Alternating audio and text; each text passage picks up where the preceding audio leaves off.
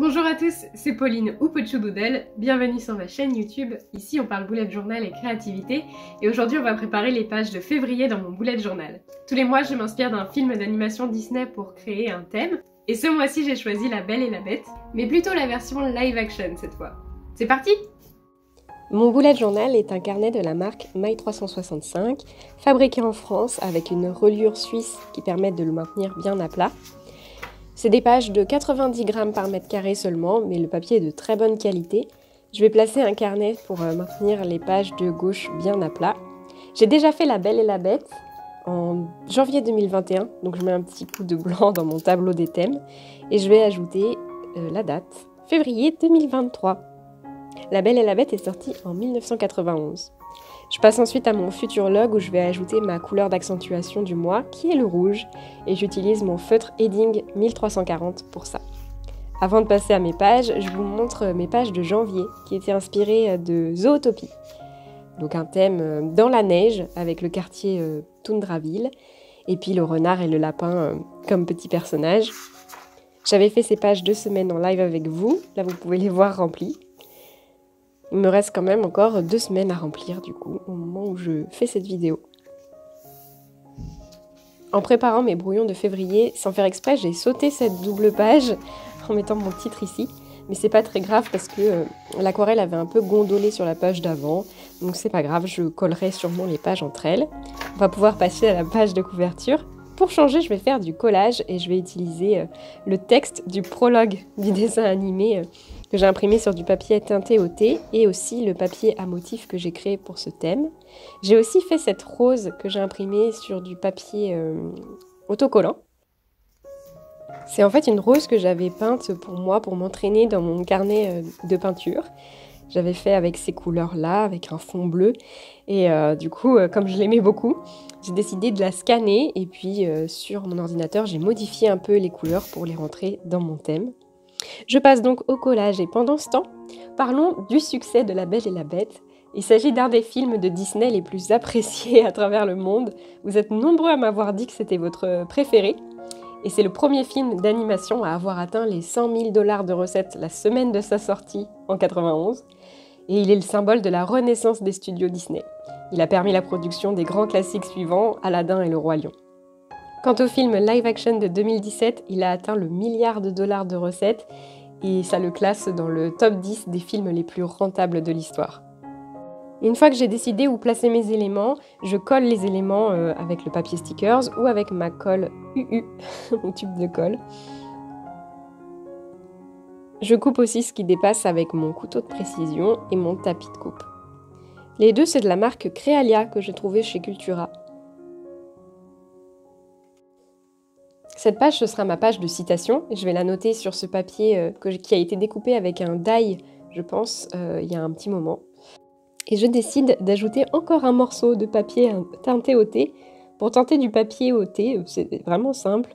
Il suffit de faire du thé, mais bien condensé, avec pas beaucoup d'eau, et d'attendre que ça refroidisse, et de faire tremper son papier très peu de temps, et de laisser sécher. Comme vous voyez, ça marche pour le papier stickers, et je l'ai fait aussi sur du papier 160 grammes et du papier classique d'imprimante. J'ai eu envie d'augmenter un petit peu l'effet vieilli, en plus de teinter au thé, en utilisant mes encres Distress, qui sont adaptées pour ça. Qu'est-ce que tu fais, mignon? C'est quoi cette pâte? Évidemment, j'ai pas pu virer mon chat et j'ai continué comme si de rien n'était. Avec les encres, j'avais eu ce manche en bois sur lequel on peut mettre une petite mousse et je passe de l'encre. J'ai choisi la marron du milieu. Il y en a une claire, une moyenne, une foncée. Et je passe sur les bords surtout pour donner un aspect vieilli, peut-être même un peu brûlé de la page. Et puis un peu plus doucement aussi au milieu. Ah, il y a de l'eau dedans. C'était pas prévu. Avec le verre, j'avais envie de faire une trace comme une trace de thé de la tasse de thé. Mais bon, il a fallu que j'éponge ma petite bêtise. C'était vraiment pas grave. En attendant que ça sèche, je fais ce que j'aurais dû commencer par faire. C'est un petit test. Donc je mets de l'encre sur les bords de mon verre. Je commence par le dessus pour voir.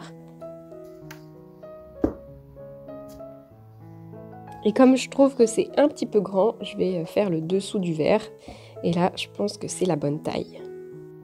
Avec mon stylo gel roller doré de la marque Edding, je viens ajouter un liseré pour renforcer un peu cette idée de cadre.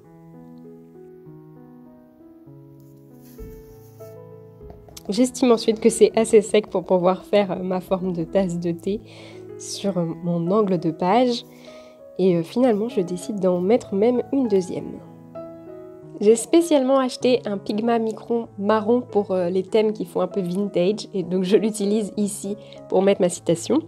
J'ai choisi les paroles de la chanson Histoire éternelle. C'est vrai, c'est étrange de voir comme on change sans même y penser. Je peux maintenant finaliser mon collage. J'ai envie d'ajouter un cadre doré autour de ce collage. Pour ça, j'utilise du washi tape pour me faire des délimitations et pour pouvoir faire un cadre bien net. Et je vais utiliser ce feutre marqueur de peinture Spectrum Noir qui est noté Liquid Gold. Vous allez voir que on dirait vraiment de l'or liquide. Je l'aime beaucoup. J'ai mis une protection en dessous de ma page. Et puis c'est parti pour la coloration. Donc c'est vrai que c'est un feutre qui est super opaque et vraiment je l'adore. Mais malheureusement il traverse toutes les pages, on le voit bien ici. Donc finalement ça tombait bien encore une fois que j'ai laissé une double page vierge en dessous de cette page de couverture. J'ai fait particulièrement attention au niveau du centre de page parce que j'avais peur que ça traverse via les reliures sur mes autres pages. Regardez comme ça brille, j'aime vraiment trop. Je vous laisse apprécier le retrait du washi.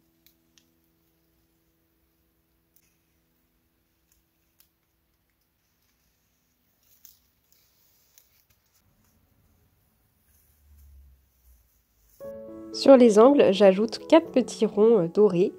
L'idée, c'était de faire un peu comme une couverture de livre. Je ne sais pas si ça vous fait penser à ça.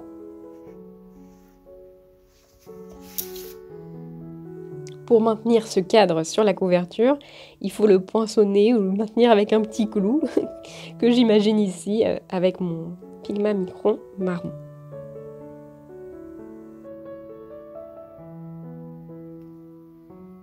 Pour ajouter un peu de relief, je décide aussi d'ajouter un trait marron le long du cadre, peut-être pour donner l'impression que c'est un peu surélevé.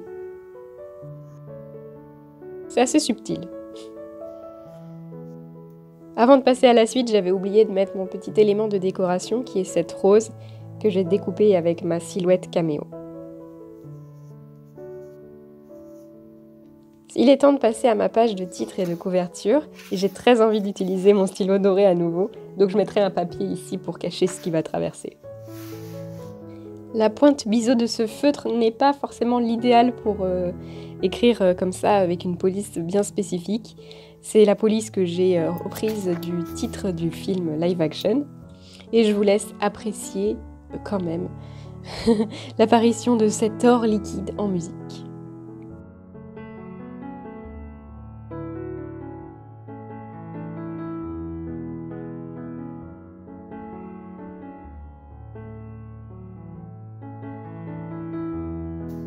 Pour le personnage que j'aime bien dessiner sur ma page de couverture, j'ai utilisé mon carnet de croquis My 365 et j'ai fait le brouillon de Belle version live action, donc Emma Watson. C'est pas facile de faire un personnage assez réaliste tout en restant quand même assez simple. Donc j'espère que je ferai bien honneur à Emma. J'utilise mon Micron 0.5 pour faire le line art de toute la partie de son visage, de sa peau et du livre. Et j'utiliserai un fine liner rouge Edding pour la cape et tous les éléments qui seront rouges. Pendant ce temps, parlons histoire d'amour, parce que quand même, j'ai volontairement choisi ce thème pour le mois de la Saint-Valentin. La Belle et la Bête, c'est la première histoire d'amour de Disney qui n'est pas basée sur un coup de foudre. Certains peuvent dire qu'il s'agit d'un syndrome de Stockholm, mais je ne suis pas de cet avis, et Emma Watson non plus d'ailleurs. Elle a dit en interview que Belle reste toujours libre d'esprit, qu'elle n'est pas intimidée par la bête, qu'elle se défend, et puis finalement elle commence à se lier d'amitié avec lui. Et en fait, c'est la première fois que Belle rencontre quelqu'un qui est cultivé, drôle et qui la comprend. Et bien sûr, il y a un élément de magie dans cette histoire, puisque Belle ne serait certainement pas tombée amoureuse de la bête avant qu'il ne soit transformé et qu'il ait donc gagné en humilité par là.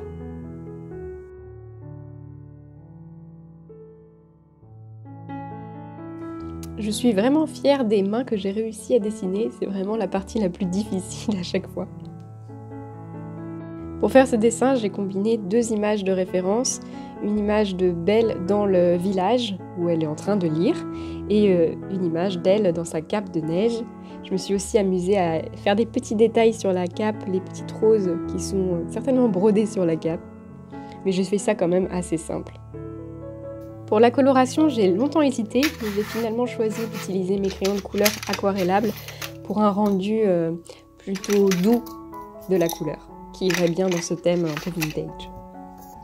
Et cette fois, je mets volontairement de l'eau dans ce verre, en espérant ne pas oublier qu'il y en a. Pour colorier avec mes crayons aquarellables, j'essaye d'appuyer fortement là où il y a des ombres. Sur la peau, j'ai aussi ajouté des ombres avec un peu de marron. Et j'essaye surtout de laisser des endroits sans couleur pour faire les lumières, notamment sur le visage.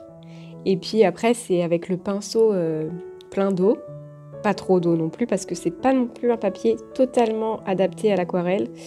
Mais bon, ça passe. Je viens étaler un peu de l'ombre vers la lumière pour faire comme un dégradé. J'ajoute aussi un petit peu de rose sur ses joues.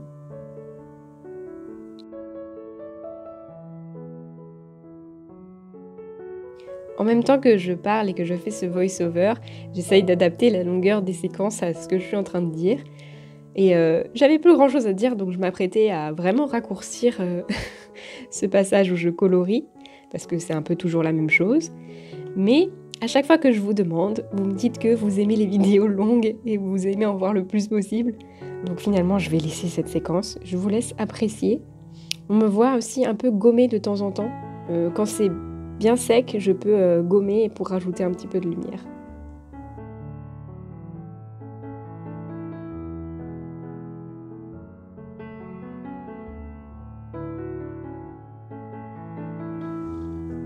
Et voilà, mon chat m'a rejoint pendant que j'enregistre ce voice-over. Je pense que vous l'entendez. Comment on fait, Minou? Moi, je dois parler aux gens dans ma vidéo.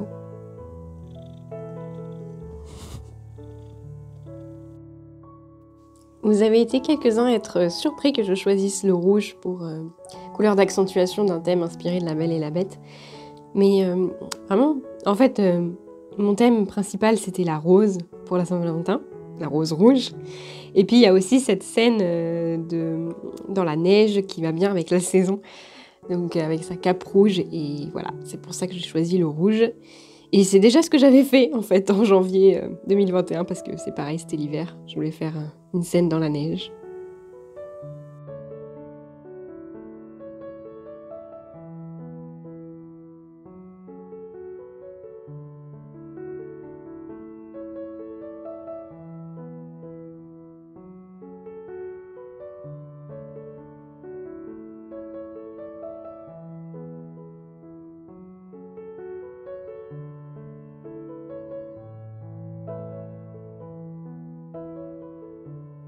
Pour ajouter un peu d'ombre sur la bande blanche de sa cape, j'utilise mon pinceau qui a encore un peu de rouge dessus.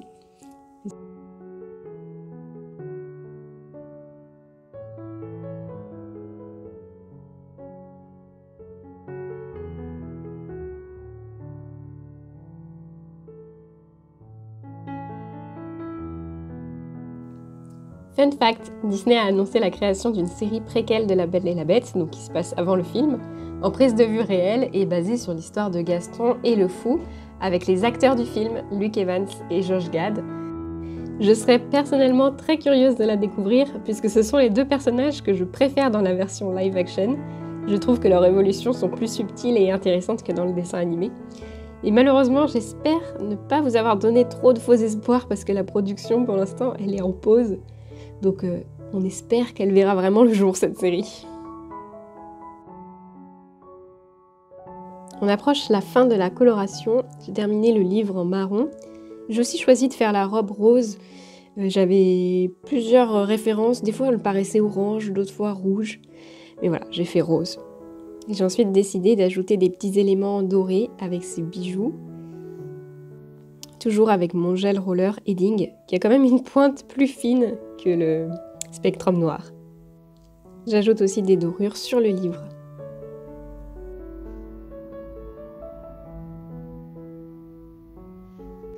Une fois que mon dessin est terminé, je viens découper ma page de mon carnet. C'est un carnet à page détachable, c'est plutôt pratique. On voit en dessous mon essai de coloration du visage au crayon. Tiens, je l'avais pas vu.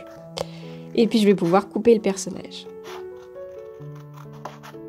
Il y a aussi un tout petit triangle entre sa main et son livre que je découpe avec mon couteau de précision. Avant de coller le personnage, je décide de vieillir aussi cette page avec mes encres Distress. Toujours le même, le marron médium. J'en mets un peu partout et j'insiste un peu sur les bords comme tout à l'heure. Tiens, il me manquait un petit peu de rouge ici. Encore une fois, j'utilise mon tube de colle UU pour coller mon personnage.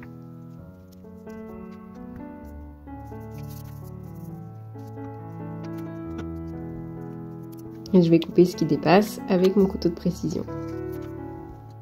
Là, j'ai envie de mettre un washi pour délimiter le mois dans mon bullet journal. Donc je vais vous présenter mon kit de stickers. On commence par la planche de washi avec l'étagère de livres qui a été découpée le long des livres et 2 autres designs.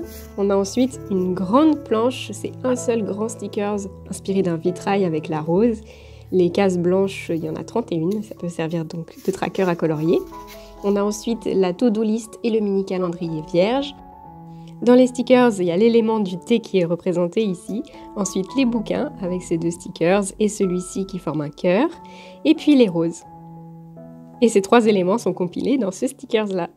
En option du kit, il y a ces 2 planches de basique dans les couleurs du thème. Pour mes abonnés sur Ko-fi, j'ai aussi créé ce marque-page sur du papier teinté au thé.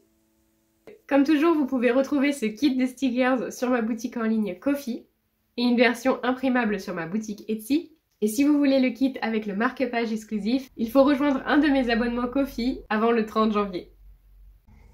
Et c'est reparti. Je décide d'utiliser le washi avec le texte du prologue caché en tout petit au milieu des roses que je vais placer à moitié sur la page pour pouvoir la replier de l'autre côté. J'aime bien faire ça pour marquer le mois dans la tranche de mon carnet et puis je viens recouper les angles pour les arrondir. Avant de passer à la suite, je marque un peu plus mon titre doré avec un ombrage marron en bas et à droite de mes lettres. Je suis vraiment contente de cette page de couverture et d'avoir utilisé ce feutre doré. Je passe donc à ma page de résumé du mois et je commence par cacher ce qui a traversé ma page. C'est pas si visible que ça, mais quand même ça se voit. J'ai utilisé le papier sur lequel j'avais fait mes tests pour ma tasse de café et ça fonctionne bien. Sur cette page, je commence par mettre mon mini calendrier vierge à compléter et aussi une petite décoration avec mon sticker rose. J'utilise la tâche de tasse de thé pour mettre mon titre livre audio du mois et je complète mon mini calendrier. J'ai utilisé directement mon micron qui n'est pas effaçable, donc j'avais un peu peur, mais je n'ai pas fait de faute dans les dates.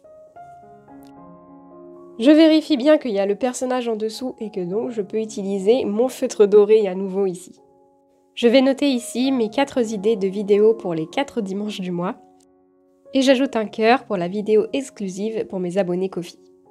J'ajoute aussi des petits logos pour noter mon nombre d'abonnés sur Instagram, TikTok et YouTube à la fin du mois de février. Pour la suite, je commence par couper les bords de mes pages, juste les 2 premiers points parce que je vais vouloir faire des onglets après qui devront apparaître sur les pages suivantes, les onglets de semaine. J'ai l'habitude de faire des dodge d'or pour cette partie-là de mon bullet journal, mais je vais tenter quelque chose de différent. Je vais faire une découpe dans ces 2 pages-là pour qu'on voit à travers la rose qui est dans mon tracker d'énergie ici. Donc je place mon tracker sous la première page pour profiter de la finesse des pages et marquer la cloche en transparence, que je vois un peu en transparence. Et je vais couper les 2 pages en même temps avec mon couteau de précision et mon tapis de découpe.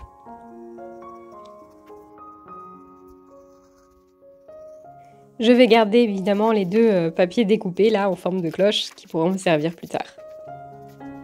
J'ai découpé 2 pages parce que je veux utiliser cette petite pochette transparente pour faire comme l'effet de verre de la cloche de la rose. Et ça va me permettre de coller ce plastique sans que ça se voit du tout sur mes pages puisque ça va être collé entre les 2 pages que j'ai coupées. J'ai décidé aussi d'ajouter des pétales de rose dans la cloche en verre. Et en fait, ça ferait comme un élément en plus quand cette page est fermée par rapport à quand on est sur la page de derrière. Et ça me rappelle vraiment des livres que j'avais quand j'étais enfant. C'était des livres avec des pages transparentes justement, avec des éléments qui se superposaient. J'aimais vraiment cette collection de livres.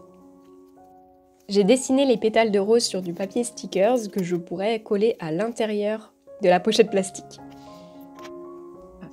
L'année dernière, j'avais un carnet avec des sections de couleurs et je voulais avoir une couleur par mois, donc j'avais un nombre limité de pages pour chacun de mes mois et de mes thèmes. Donc là, je suis vraiment contente de pouvoir profiter du fait que je peux utiliser un nombre illimité de pages pour créer mes thèmes et mes pages de mois. Donc là, j'en ai bien profité par exemple pour faire ça. J'aurais pas pu faire ça l'année dernière. Je colle donc la pochette plastique à l'intérieur entre les 2 pages et je colle les 2 pages entre elles. Je suis vraiment contente d'avoir eu cette idée. J'avais déjà vu des personnes faire ça avec du papier calque pour représenter des fenêtres, notamment Tina's Diary. Mais je pense pas qu'ils avaient collé des éléments comme ça sur le verre. J'étais un petit peu déçue parce que YouTube est pas centré ici et j'avais pas pensé à ça avant.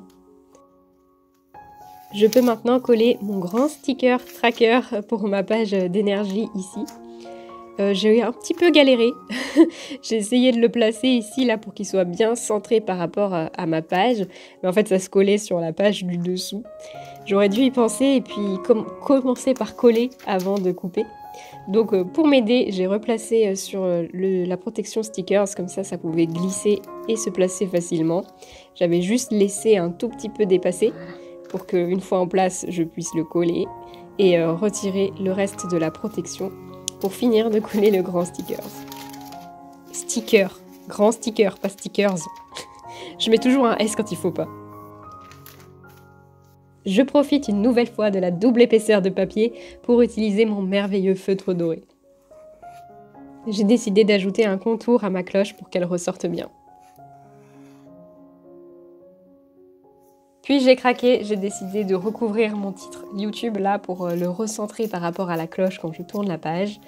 J'ai utilisé mon papier sticker teinté au thé et j'ai repassé un coup d'encre dessus. J'ai bien vérifié que c'était centré et j'ai pu réécrire mon titre. J'ai ajouté un contour et un petit peu d'ombre en marron sur les petites boules au-dessus de la cloche pour marquer un peu plus ce détail. Je vais à nouveau faire mon effet tache de tasse de thé avec mon verre dans cet angle ici, donc je mets une protection pour pas dépasser. Et puis je décide d'en mettre une en bas aussi. Comme on ne se lasse toujours pas du doré, j'écris mon titre Coffee avec mon feutre Spectrum noir. Je vais avoir moins de place que d'habitude ici, donc plutôt que de noter toute la liste de mes abonnés Doodle, je décide de faire des petits doodles de chacun de mes paliers d'abonnement. Donc on a les potes, les choux, les doodles et une deuxième enveloppe pour les doodles plus qui ont un petit élément en plus que les doodles. En dessous, je vais noter la liste de mon contenu exclusif du mois. On peut passer à la page suivante avec mes trackers de sommeil et d'activité. D'habitude, je les mets sur ce tableau-là en une fois, mais évidemment, avec ma découpe, j'ai pas la place. Donc, je redécoupe mon tableau en plusieurs éléments. Je sépare donc le sommeil du travail, mais je vais quand même réussir à les aligner. Et pour les activités de loisirs, je décide de le mettre à l'horizontale. Je place ensuite les jours que j'avais découpés ici. Une fois collé, je mets en place un petit washi pour ajouter une touche de décoration. Pendant que j'ajoute un peu de décoration à cette page avec mon titre en doré et aussi un cadre tout autour, je vous rappelle que je mets dans la description tous les liens du matériel que j'utilise quand c'est possible, donc n'hésitez pas à aller faire un tour. Ce sont des liens affiliés avec lesquels je gagne donc une petite commission si vous décidez d'acheter les produits. J'ai ajouté sans brouillon des petites roses ici que vous pouvez reproduire très facilement. C'est juste quelques lignes qui se croisent. Et puis pour les roses, je fais un mini escargot. Et pour les feuilles, juste 3 petits blobs comme ça. Et ça représente bien des roses grimpantes. Je les fais monter jusqu'en haut, au-dessus de la cloche.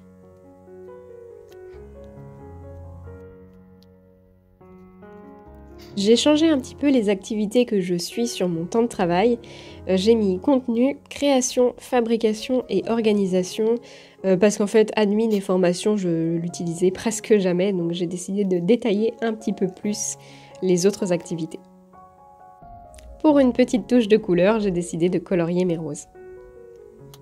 En face, il y a déjà mon sticker tracker qui est collé, c'est mon tracker d'énergie. Donc j'ajoute le titre en rouge avec mon feutre pointe ronde, c'est le 1300 de Edding cette fois.